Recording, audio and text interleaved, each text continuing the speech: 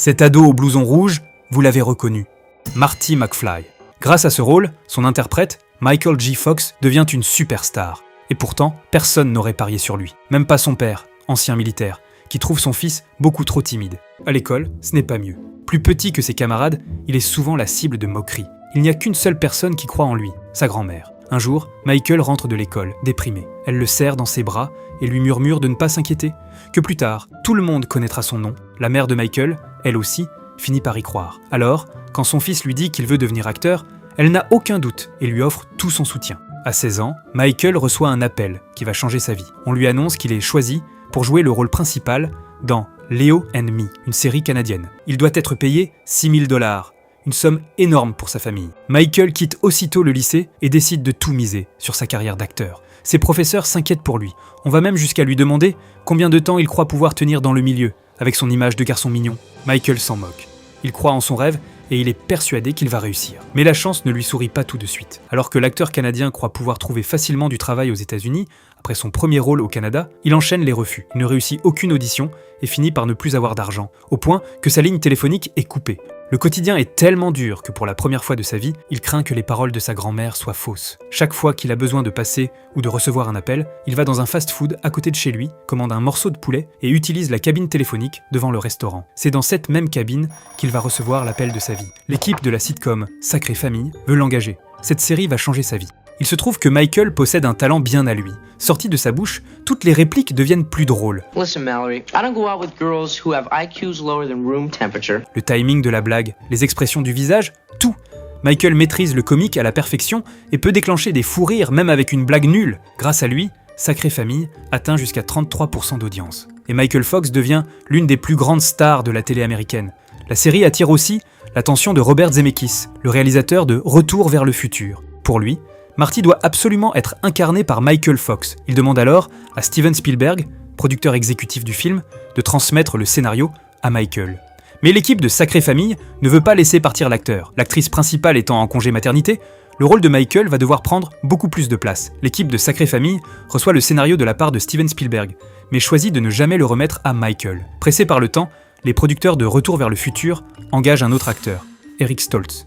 Pour lui, c'est une opportunité en or. Avec un budget de $19 millions, le film est une super production. Mais dès le début, le tournage rencontre des problèmes. Au contraire du réalisateur qui voit le film comme une histoire drôle, Eric le voit plutôt comme un drame. Par exemple, dans cette scène où Marty doit trébucher pour faire rire le spectateur, Eric garde un visage sérieux et traverse sans jamais trébucher. Il entre aussi en conflit avec les autres acteurs et ne contrôle pas sa force dans les scènes de bagarre. Thomas F. Wilson, qui joue le rôle de Biff Tannen, lui demande plusieurs fois de se calmer, mais Eric l'ignore. Les producteurs finissent par le renvoyer. Dès le début du tournage, les réalisateurs ont senti qu'Eric Stoltz ne ferait pas l'affaire. Ils redemandent donc à l'équipe de Sacrée Famille de transmettre le scénario à Michael. Entre-temps, l'actrice principale de la série est revenue de son congé et les producteurs acceptent de se séparer de Michael. Le scénario arrive enfin entre ses mains et il accepte le rôle sans hésiter. Ce choix deviendra l'un des castings les plus réussis de toute l'histoire du cinéma. À cet instant précis, la prédiction de sa grand-mère commence peu à peu à devenir réalité. La naissance d'une star. Dès sa sortie, Retour vers le futur connaît un succès phénoménal. Le film termine numéro 1 du box-office nord-américain en 1985 et les deuxième et troisième volets connaissent eux aussi un immense succès, faisant de la trilogie l'une des plus grandes sagas des années 80. Et le destin a encore une autre surprise pour Michael. Il rencontre celle qui partagera sa vie, Tracy Pollan. Ils se rencontrent pour la première fois sur le tournage de Sacrée Famille. Dans la série, ils jouent un couple, mais dans la réalité, chacun fréquente déjà quelqu'un. Ils ne sont que bons collègues. Quand Tracy quitte la série, aucun des deux ne pense recroiser l'autre. Mais le destin est plus tenace qu'il ne l'imagine. Quelques années plus tard, ils se retrouvent sur le tournage des Feux de la nuit. Cette fois, au fil des prises, ils commencent peu à peu à se rapprocher et finissent par tomber amoureux. Peu de temps après, Tracy tombe enceinte. À cette époque, à Hollywood, même en cas de grossesse, beaucoup de stars évitent de se marier pour ne pas freiner leur carrière. Mais Michael ne fait pas ce choix. Il prépare aussitôt leur mariage. Et en 1988, ils deviennent mari et femme. Le jour de leur mariage, ils se promettent de veiller l'un sur l'autre toute leur vie, pour le meilleur et pour le pire. Ils sont encore loin d'imaginer que leur mariage va vite être mis à l'épreuve. Heureusement, la célébrité n'a pas changé Michael. Sur les tournages, il est le premier à saluer tout le monde. Il prend soin des jeunes acteurs et il cherche toujours à mettre ses partenaires en valeur. Il ne réclame jamais de loge plus grande, ni de traitement particulier. L'équipe de Sacrée Famille le décrit d'ailleurs comme un acteur qui n'a pas la grosse tête. Mais il y a un homme qui semble ne pas l'apprécier. Il s'agit de Sean Penn. Les deux hommes tournent ensemble dans le film Outrage, inspiré d'une histoire vraie de la guerre du Vietnam. Mais pendant tout le tournage, Sean Penn se montre froid avec Michael. Il lui adresse à peine la parole et va même jusqu'à dire aux autres acteurs de ne pas se rapprocher de lui. Sean provoque Michael à plusieurs reprises et finit par le pousser au sol. Pris d'un accès de colère, Michael le fixe avec un regard meurtrier, prend une pelle et marche vers lui. La scène est conservée telle quelle dans le film.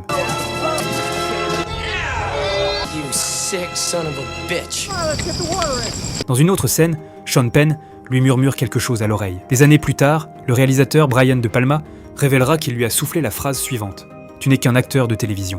Mais Michael ne lui en veut pas. Il sait que Sean Penn est simplement plongé dans son personnage. Malgré tout, ces mots, acteur de télévision, resteront longtemps gravés dans son esprit. Il veut prouver au monde qu'il n'est pas qu'un acteur de sitcom, mais un véritable acteur de cinéma. Il tourne encore plus de films et accepte des rôles toujours plus exigeants. Malheureusement pour lui, sa santé va commencer à se dégrader. La maladie. À l'approche de la trentaine, Michael commence à boire de plus en plus. La saga Retour vers le futur touche à sa fin et la série Sacrée Famille, dans laquelle il tourne depuis des années, s'achève elle aussi. Il ne peut plus jouer des rôles d'ado et doit se réinventer. Il dira lui-même qu'il vivait avec la peur de ne pas être à la hauteur des attentes du public. Pour noyer son stress, Michael boit presque tous les jours. Il sort en soirée et fait la fête pour oublier les pensées qui l'obsèdent. Mais l'alcool ne fait qu'effacer la réalité l'espace d'un instant. Il ne fait jamais disparaître son angoisse. Un matin, comme à son habitude, il s'endort après avoir bu toute la nuit et se réveille tard pour commencer sa journée. Mais quelque chose d'étrange se produit. Son petit doigt de la main gauche se met à trembler, sans qu'il puisse le contrôler. Au début, il pense que c'est simplement la gueule de bois et n'y prête pas vraiment attention. Mais même avec le temps, les tremblements ne cessent pas. Comprenant que quelque chose ne va pas, il se rend chez le médecin, qui lui dit de ne pas s'inquiéter. À votre âge, une maladie neurologique est très peu probable. Vous ne vous êtes pas cogné le coude ? Le médecin lui explique que ce n'est sans doute qu'un symptôme passager et lui dit de ne pas se faire trop de soucis. Sur le tournage de Retour vers le futur 3, il avait été victime d'un accident presque mortel, où une corde s'était resserrée autour de son cou. Lui et son entourage se disent donc que ces tremblements ne sont que des séquelles de l'accident. Il décide de commencer une rééducation dans un centre de réadaptation sportive. Mais son état ne s'améliore pas, au contraire, il se détériore de jour en jour. Le centre lui conseille de consulter un neurologue, chose que fait Michael. Après lui avoir fait passer plusieurs examens, le médecin lui révèle qu'il souffre de la maladie de Parkinson. Michael J. Fox n'a que 30 ans, il n'arrive pas à y croire. Convaincu que le médecin s'est trompé, il va en voir un autre. Mais il reçoit le même diagnostic. Il consulte encore 2 autres spécialistes, mais le diagnostic est toujours le même. Il finit par accepter la dure réalité. Il est atteint de la maladie de Parkinson. À l'annonce de la nouvelle, sa femme réagit avec beaucoup de calme. Quand il lui annonce que la maladie risque de rendre leur vie extrêmement difficile, Tracy lui répète leurs vœux de mariage. Ils sont mariés pour le meilleur et pour le pire, ensemble dans la santé comme dans la maladie. Remotivé par le soutien de sa femme, Michael refuse de perdre espoir. À cette époque, la maladie de Parkinson est considérée comme incurable, mais il est persuadé qu'un traitement finira par être trouvé. That you have this devastating disease, that it is life-threatening. I won't see 50 with this. I will see 50, but I will not have this. I know I won't have this. Ce qu'il redoute le plus, c'est que les autres découvrent qu'il est malade. Il a peur qu'on dise que sa carrière d'acteur est terminée. Alors, il ne parle de sa maladie à personne. Mais cacher la maladie ne la fait pas disparaître pour autant. Ses tremblements deviennent de plus en plus violents et il devient chaque jour plus difficile de les dissimuler. Pendant le tournage de Spin City, pour cacher les tremblements de sa main gauche, il garde souvent sa main dans sa poche. Quand il arrive en voiture aux Golden Globes et qu'il sent que ses tremblements vont reprendre, il n'ose même pas sortir de la voiture, de peur que les journalistes le photographient. Il demande au chauffeur de continuer à tourner autour du lieu de la cérémonie jusqu'à ce que les symptômes passent. Durant des années, il cache sa maladie, au point que même son entourage ignore qu'il souffre de Parkinson. Il subit même une opération du cerveau en secret. Cette intervention peut réduire les tremblements, mais si elle tourne mal, elle peut provoquer une paralysie totale, voire lui coûter la vie. C'est une opération extrêmement risquée. Heureusement, l'intervention est un succès, et les tremblements les plus violents diminuent de façon temporaire. Mais aucune opération ne permet de soigner la maladie. Ce qui rend Parkinson si redoutable, c'est qu'on ignore encore sa véritable cause. Non seulement il n'existe aucun traitement, mais on ne sait pas non plus pourquoi la maladie se déclenche. L'état de Michael se dégrade de plus en plus et les paparazzis finissent par soupçonner que quelque chose ne va pas. Ils viennent jusque devant chez lui pour lui demander de quelle maladie il souffre. Michael finit par révéler qu'il est atteint de la maladie de Parkinson lors d'une interview accordée à People. Sans réponse à ces questions et sans traitement, Michael plonge dans le désespoir. Lui qui a connu le succès mondial en tant qu'acteur supporte difficilement de devenir un malade, secoué par des spasmes. Pour oublier la réalité, Michael se réfugie de nouveau dans l'alcool. Il empeste l'alcool et des canettes de bière, à moitié vides, traînent sur le sol de chez lui. Quand il retrouve enfin un peu ses esprits, il relève la tête et son regard croise celui de Tracy, sa femme. Debout devant la porte, Elle ne s'énerve pas, elle ne pleure pas non plus, comme si cette scène était devenue habituelle pour elle. Elle se contente de le regarder, épuisé. Le regard fatigué de sa femme le touche bien plus que n'importe quel reproche ou éclat de colère. C'est un électrochoc. Le jour même, Michael décide de suivre un traitement contre son addiction. Il ne touchera plus une goutte d'alcool. Mais sa vie ne se transforme pas en conte de fées pour autant. La maladie de Parkinson continue de progresser petit à petit. Paradoxalement, c'est cette même maladie qui donne une véritable trajectoire à son existence en lui offrant une vraie leçon de vie. La vie est trop courte. Pour la première fois, il commence à réfléchir à la vie qu'il veut mener. À cette époque, il tourne un film en Nouvelle-Zélande quand une pensée lui traverse soudain l'esprit. Pourquoi je suis ici, à tourner un film, au lieu d'être avec ma famille? Il repense à l'époque où il jouait dans des séries télé. Il partait travailler le matin, rentrait chez lui le soir et dînait avec sa famille. Il se pose alors une question. Pourquoi je m'accroche autant à l'idée d'être une star du cinéma? C'est là que Michael comprend que ce qu'il veut vraiment, ce n'est pas le titre d'acteur de cinéma, mais une vie où il peut passer plus de temps avec sa famille.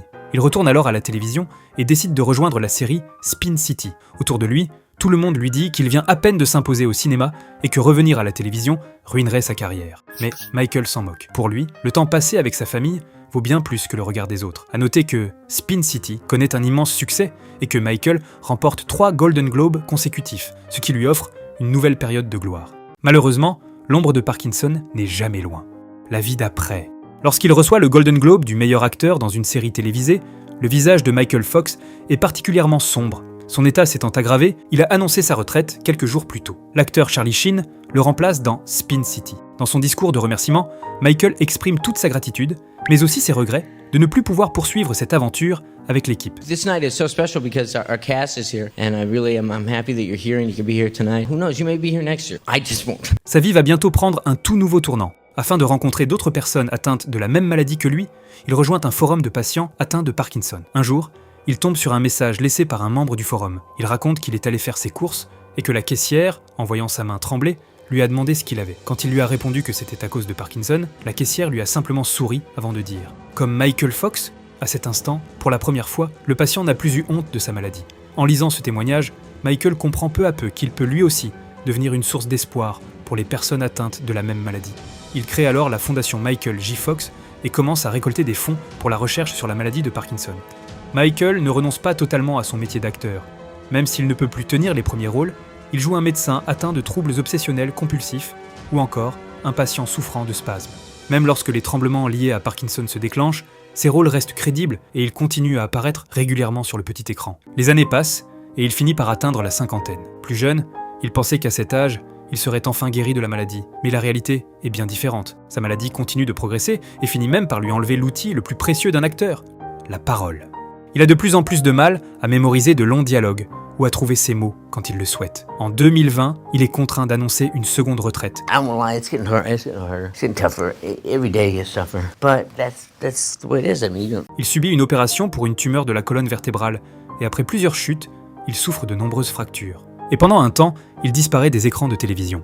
Ses fans ne peuvent suivre son actualité qu'à travers son compte Instagram et n'ont que quelques nouvelles de temps à autre, jusqu'à ce qu'une récente nouvelle vienne réjouir ses fans. Michael rejoint Harrison Ford dans la comédie dramatique Shrinking sur Apple TV. Lors d'une cérémonie, il apparaît en meilleure forme et a beaucoup moins de mal à s'exprimer. Il fait même quelques blagues. by the way, he's not an actor. He's just my date. Toute la salle éclate de rire, car la personne assise à côté de lui n'est autre que son fils. Aujourd'hui encore, Michael refuse de perdre espoir. Selon une interview accordée cette année au Times, plus de 175 traitements font actuellement l'objet d'essais cliniques chez l'être humain. Par ailleurs, l'un des projets menés par la fondation Michael J. Fox, qui consiste à détecter Parkinson avant l'apparition des symptômes, obtient lui aussi des résultats prometteurs. Si la médecine n'est pas encore au stade de pouvoir guérir la maladie, Michael explique que les recherches sur les gènes et les biomarqueurs progressent rapidement et affirme qu'un traitement finira forcément par être développé. Il va même jusqu'à parier que d'ici 30 à 40 ans, la maladie de Parkinson n'existera plus sur cette terre. Preuve de son infaillible optimisme. Voilà le destin de Michael J. Fox. I know that I'm well away from being a perfect guy.